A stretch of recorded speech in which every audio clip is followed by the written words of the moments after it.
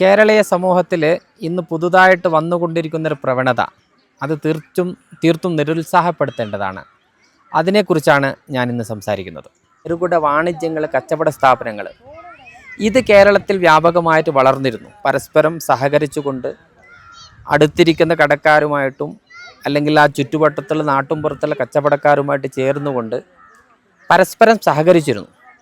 ആ പരസ്പര സഹകരണത്തിൻ്റെ ഫലമായിട്ട് വിപണിയിലുണ്ടാകുന്ന വ്യത്യാസത്തിൽ കവിഞ്ഞ് പരസ്പരമായിട്ടുള്ള മത, ജാതി, വർഗ ഭേദമന്യേ എല്ലാവരും സഹകരിച്ച് മുന്നോട്ട് പോകുന്ന ഒരു ഏകോദര സഹോദരന്മാർ ആണ് എന്നുള്ള തരത്തിലുള്ള ഒരു മനസ്സ് രൂപപ്പെട്ടിരുന്നു. അത് വലിയൊരു വളർച്ച ഉണ്ടാക്കിയിരുന്നു.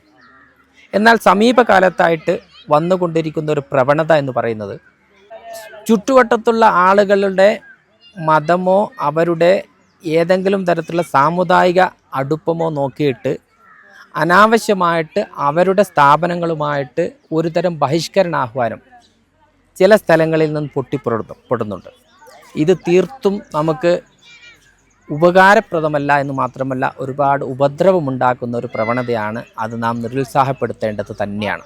കേരളത്തിലെ ചെറുകിട വ്യവസായം അല്ലെങ്കിൽ ചെറുകിട വാണിജ്യ കച്ചവട സ്ഥാപനങ്ങളെല്ലാം വലിയ പ്രതിസന്ധി നേരിട്ടുകൊണ്ടിരിക്കുന്ന ഒരു അവസരത്തിലാണുള്ളത്. വൻകിടക്കാരുണ്ട്, ഓൺലൈൻ ട്രേഡിങ്ങുകാരുണ്ട്.